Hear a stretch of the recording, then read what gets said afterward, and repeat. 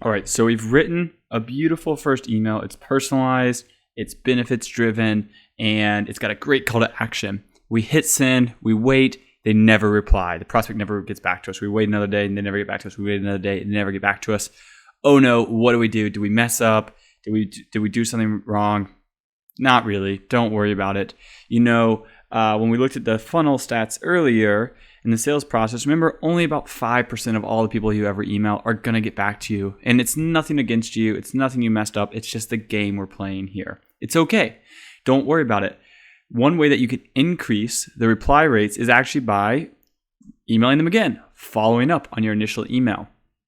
Actually, 80% of all replies will come from a different or another email that you follow up after you send that first email. So that's what we're going to talk about here. How do we send a reply, or how do we send a follow-up email?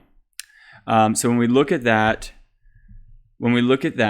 we can follow a couple of kind of best practices here on the follow-up. We really want to, in our follow-up, be politely persistent. So we don't want to whine or beg or nag the prospect, but we want to simply just bump our email to the top of their inbox and provide some value along the way. Typically, it's best to follow up 3 to 5 times. And it doesn't mean 3 to 5 times in one day. We want to space those out. So we might send one email on day 0, and the 5th email may come 20 days later. You can play around with spacing there, but ideally we want to not overly annoy the prospect. We just want to try to elicit that response. Remember, we just want to elicit a response and add some value along the way. So when we look at some different examples, we could provide more stats to them, right? Talk about how we've helped other customers do something that might be of interest to them. We could talk about how we might be able to help their team further, give them more examples of how we can help and ways that we can help. We could send them a demo recording so they could take a look at our product, our solution.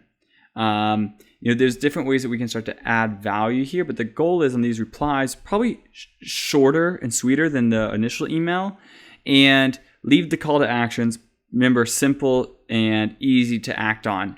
So we just want to get the response. Are they interested? Are they interested? Are they not interested? And remember, it's okay if someone comes back and says, hey, I'm not interested, leave me alone. No sweat, because now we know this isn't a prospect that we want to pursue further. We can spend our time reaching out to others.